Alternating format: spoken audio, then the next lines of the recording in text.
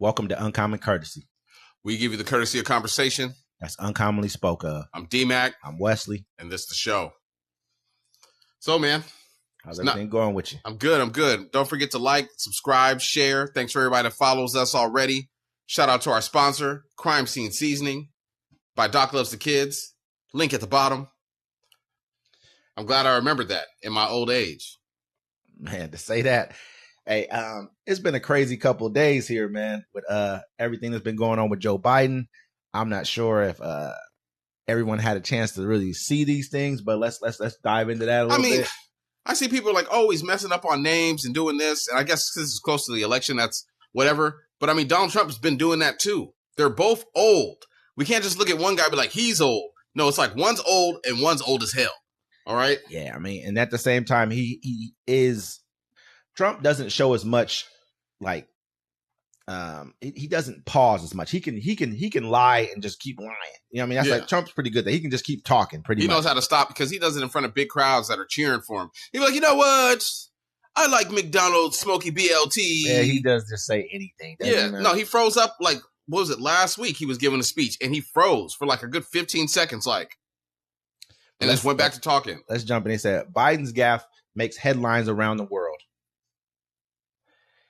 It was the gaffe heard around the world that is closely watching signs that President Joe Biden's age could become a deciding factor in who leads the United States and helms the powerful nation's foreign policy. Biden's comment during his closing remarks at the NATO summit in Washington appeared to confuse Ukrainian President Volodymyr Zelenskyy with Russian President Vladimir Putin. Ladies and gentlemen, Biden said as he introduced Zelenskyy, President Putin. But if you watch the video, yes, he said President Putin. Then he starts to step away. Then he's like, wait, Putin. Nah, this is President Zelenskyy. I just have Putin on my mind because I want to defeat him. My bad.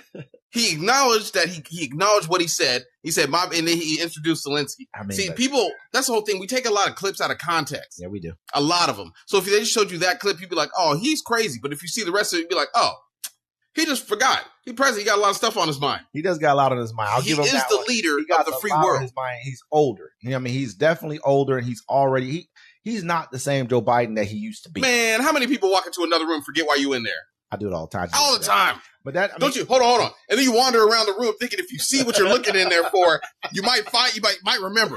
No, you know what I'm saying? Come on. But he also had the gaffe where he was talking about Kamala Harris, where he introduced. He talked about his VP Trump, and he was thinking about Kamala Harris. And you got Donald Trump confusing Nancy Pelosi with Nikki Haley, talking about January 6th. He was like, Nikki Haley, pause, crowd cheer, boos.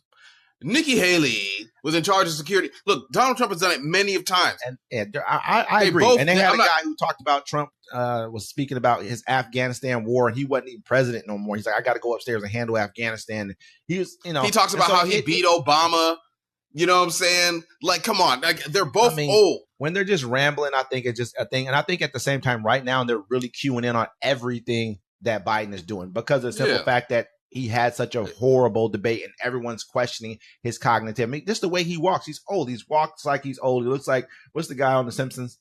Mr. Burns? Grandpa? He looks like Mr. Burns, man. Mr. Burns? He gives us Mr. Burns vibes. I like President Biden. I do. I mean, I think he's done a hell of a job. I mean, no one can debate with me on that. I would love to debate with anybody on that fact right there of what kind of a job he's done as president. We could say, oh, are we sure he's doing it? I think he's cognitive. How many people want to be here in Project 2025, 2 months deep, women dressing like the Handmaid's Tale? Your children are getting stripped from you because you're a single parent thinking, maybe we should have took the guy that couldn't remember the name. And I don't want to make it like it's such a, like that's the only reason why we should vote for him. I mean, look at his jobs numbers. Look at his investments that he's made across infrastructure, including manufacturing in America. I mean, look at the fact that he was one vote away from getting a credit for people to have free child care and for single parents or just parents in general to get money for each one of your children every single month. You know what I mean? These were type of things. Who denied him that? The Republicans? No, it was fucking Joe Manchin. But really, it's the Republicans. Joe Manchin, the guy that lives on the yacht, right? Let's be real. Let's be honest about it. Let's stop like because it was probably a 60 vote thing or something like that. I'm pretty sure it's a threshold that he had to catch, probably a filibuster proof, which is 60 votes. Let's be honest. Yes, it was the Republicans. Because at the end of the day, if you wanted these things to be passed, you would help out in passing them. Yeah. No one can say that, it's just Joe Manchin. It wasn't just him. It was whoever the other 40-something people was that voted against it too.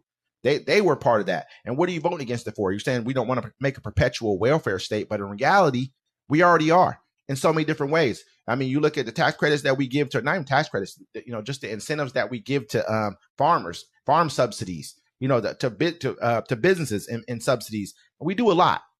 So we have the money for our people as well, too. But the point of it is, though, I think that Biden has done look, his foreign policy, to me, has been flawless. They keep on saying, look at all the wars he's got us in. What wars? Ask him that. What wars are we in right now? We're not in wars. We're kind of funding them. Like, we're funding. We've been funding wars for years, though. So we've never not funded a war. We're watching now. He's funding Ukraine and he's funding the genocide we've in never Gaza. Not funded a war. Yeah. Never. Like, think about any war. But have we funded a genocide? Yeah, probably. We funded genocide. We funded the genocide of the Native Americans. Yeah, America does its own genocide. Like, I got a little itch. We've been like, look how many we killed more Iraqis. Yeah, that's a genocide. Yeah, you really want to. If you want to look at it, people say from the terminology of the word genocide, which is like cleansing of a particular race because of you don't want them here. That's not genocide. It's just war. No, man, you killing people like at will. It's genocide, bro. This is what we're over there doing, just killing people. Because we could. We're basically playing video games. They showed that. And it's weird how people just be like, oh, what's going on in this country, Bro, gas just went down 20 cents. That's what I'm worried about right now. I like doing this show, I care about what's going on in other countries. But also, it's like we have to look at what they're doing here for us. Yeah, it's job growth. You know what I'm saying? The price of groceries is ridiculous, but it's going down. It's going down. You know what I'm saying? And you don't blame that. Let's be honest. Let's not blame that on the president. Because anyone who tells you that you're blaming grocery prices on the president, ask them then. Say, would you like basically like a referendum on how much you should be able to spend on how much grocery prices should be? We should have a limit upon how much they should be able to charge us for groceries. And if they say yes to you, then you look at them and say, oh, so you want socialism? Because that's what that is. Well, I mean, saying a lot of people blame Joe Biden for a lot of stuff that like he has nothing to do with. Like they'd be like, oh, ducks are starting to swim backwards. They'd be like, welcome to Biden's America.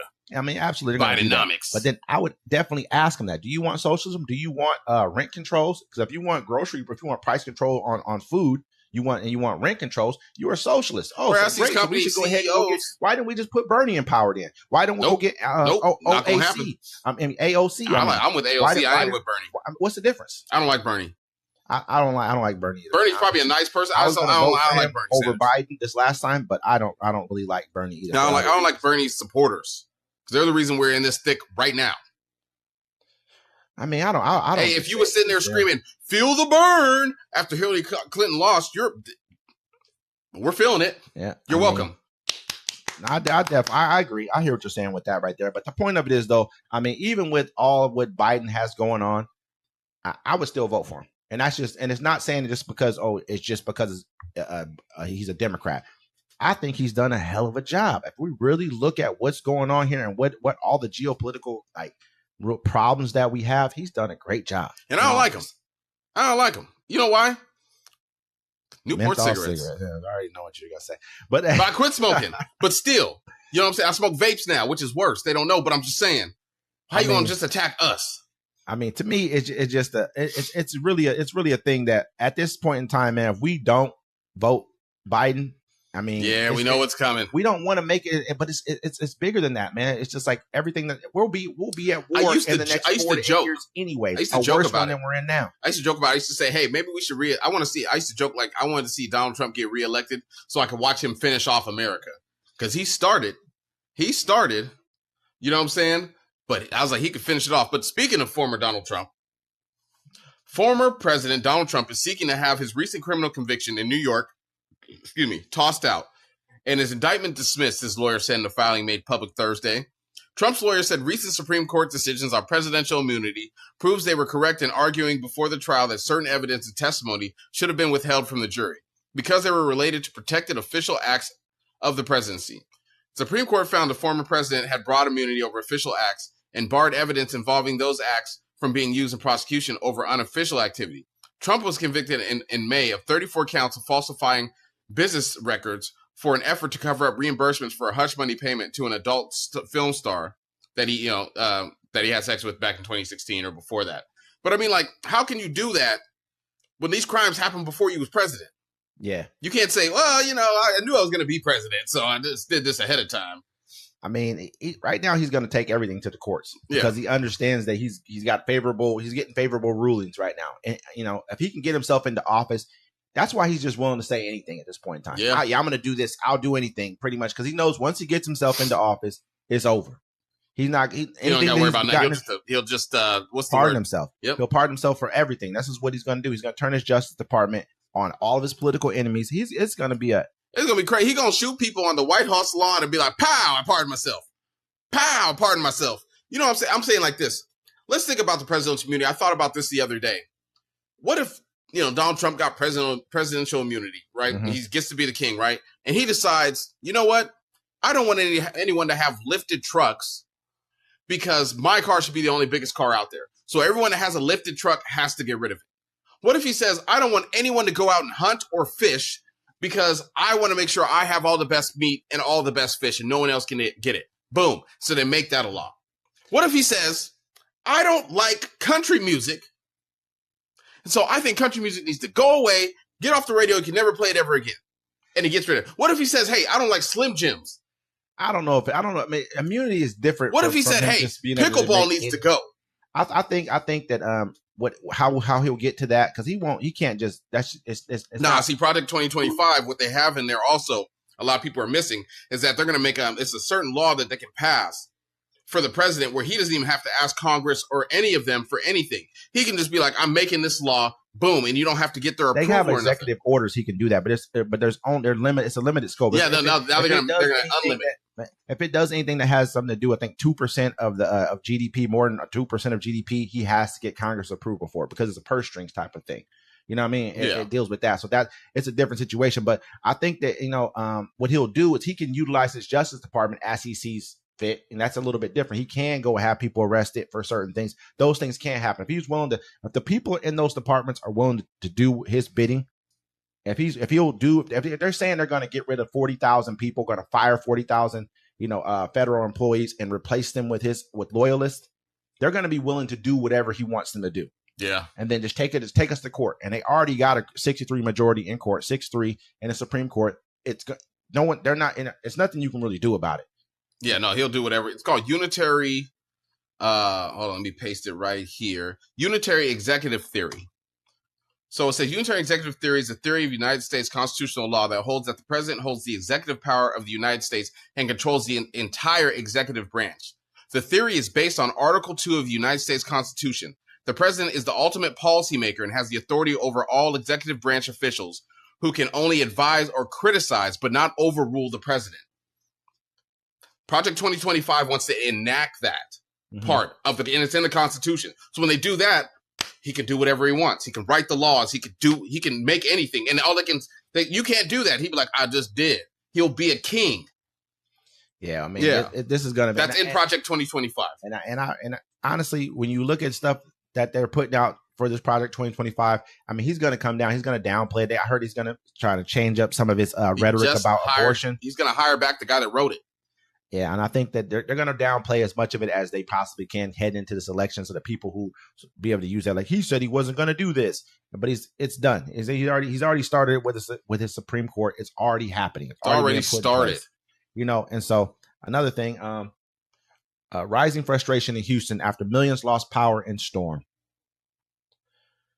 The sun felt hotter than usual in Houston this week as millions of sweltering residents emerged from the rapid thrashings of Hurricane Beryl to face a prolonged power outage, the largest ever seen in the city's utility, according to the state's lieutenant governor. The outages from the storm affected as many as 2.7 million customers across the state, mostly in and around Houston, despite a promise by the utility, CenterPoint Energy, to restore power to 1 million customers by the end of the day on Wednesday. Large swaths of the nation's fourth biggest city remain without power. The scale of the outages raised questions about whether enough has been done to prepare the city, just 50 miles from the Gulf Coast, for the kinds of storms that climate scientists predict will arrive with greater frequency. Let's think. I mean, let's. Well, they said this. I think you said that's the earliest like a hurricane has come in. This. I think this is like a level 5 or what is a category? It was category 5, and then it came on to the shore. I think it was like a 2 or a 3 when it hit. This was the for this size of a scale of a hurricane, this is the earliest in the season. I mean, this is the beginning pretty much of the hurricane season. Imagine what still could come for the rest of the season. This is what we already saw. This already decimated Jamaica.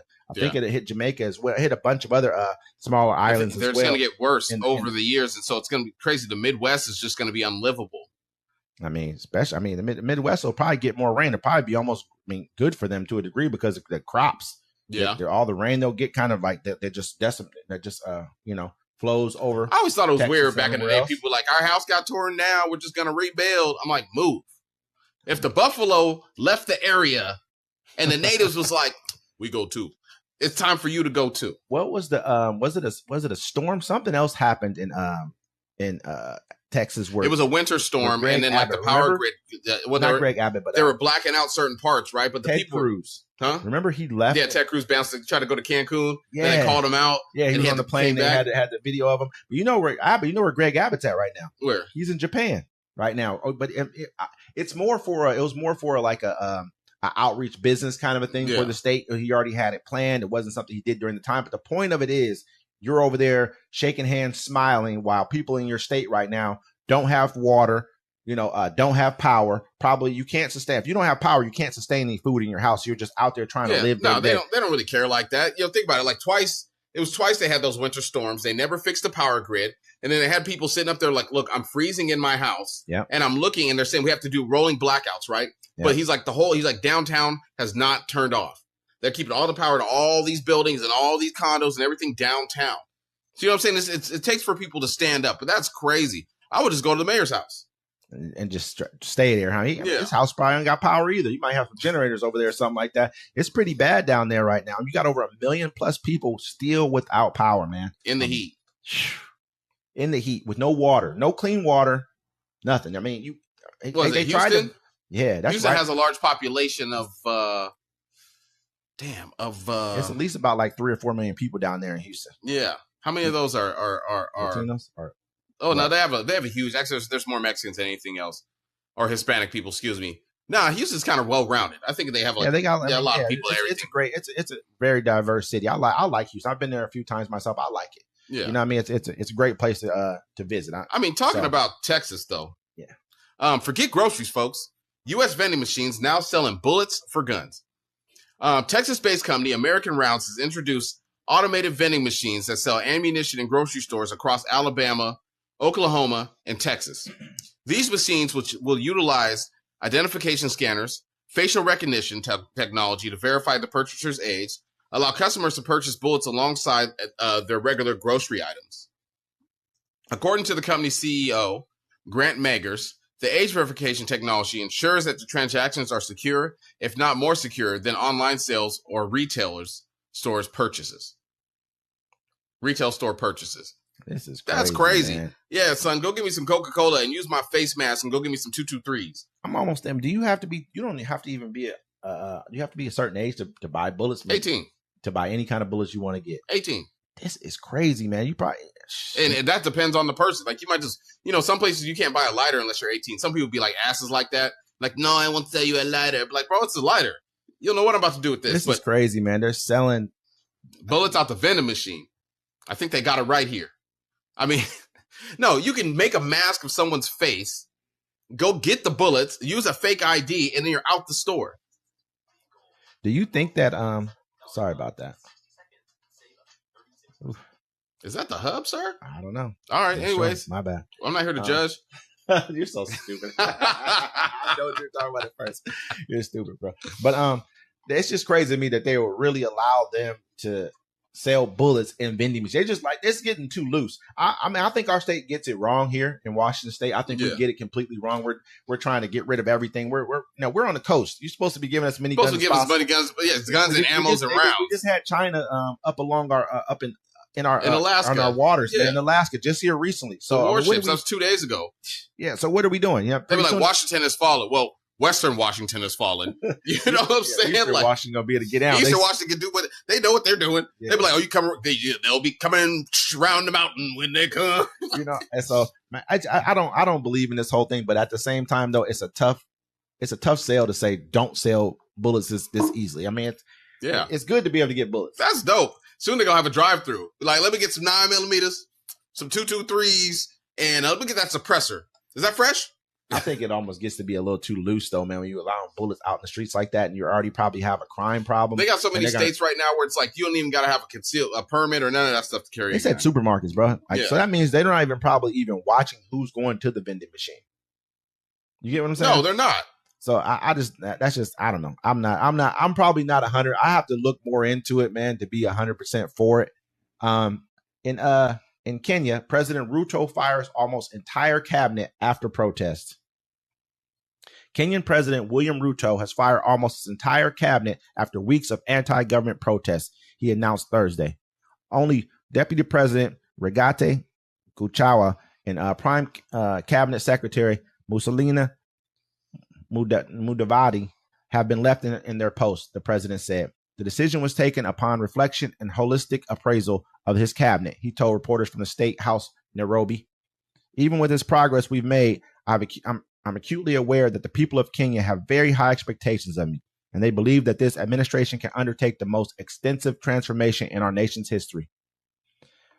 This is after they've had weeks right now of protests, basically because the IMF and the World Bank came in to Kenya and they just wanted their money back. I mean, Kenya had borrowed money from these guys this is the West.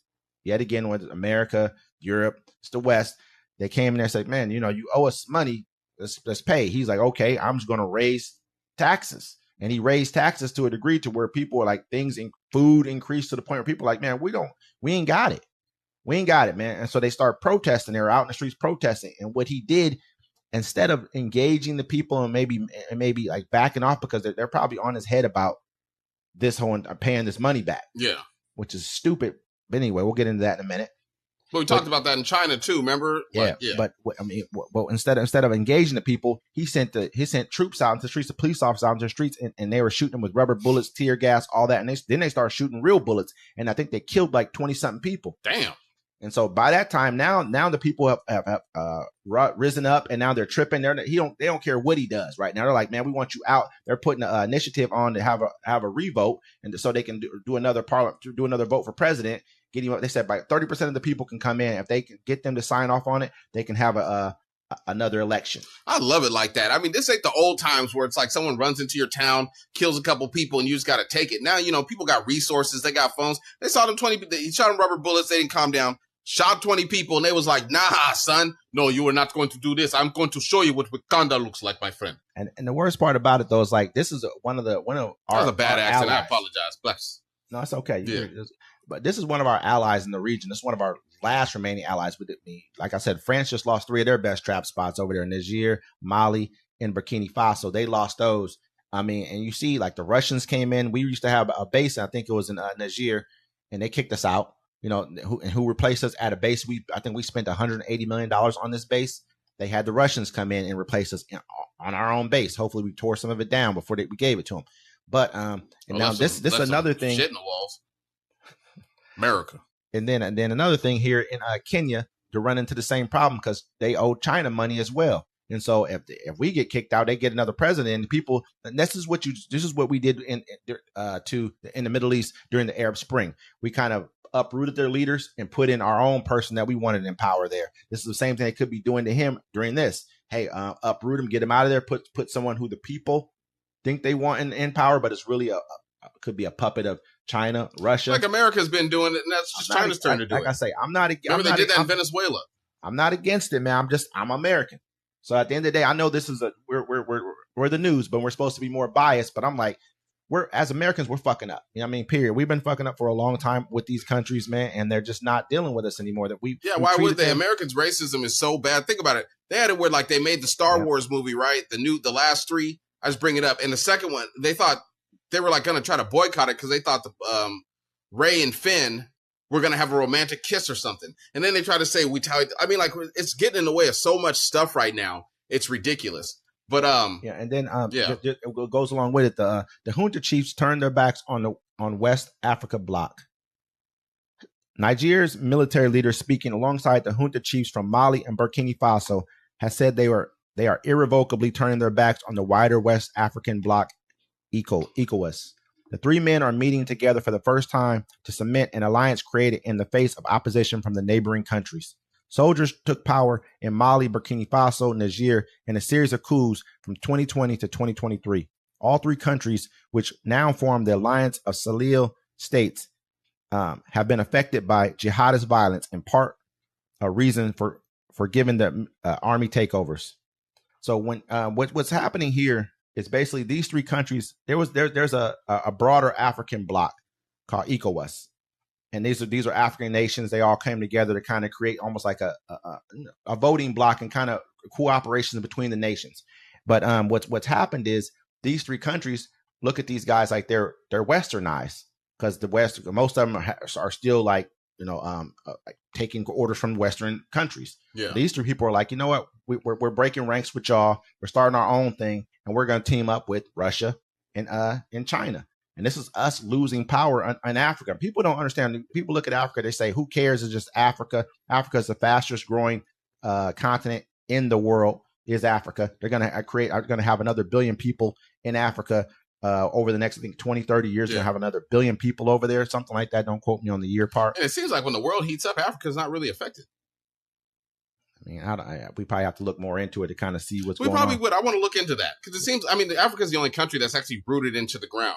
Because when it was Pangea, everything was connected to it. Then it spread apart, which will probably come back together in like billions of years. But yeah, but it's the only continent that's rooted into the ground. It has all the natural resources. Yeah. I mean, I was going to move to Africa, but then, I had children. And that's what I think we're going to lose is the natural resources that we could be, coordinating to have access to. We're going to lose that.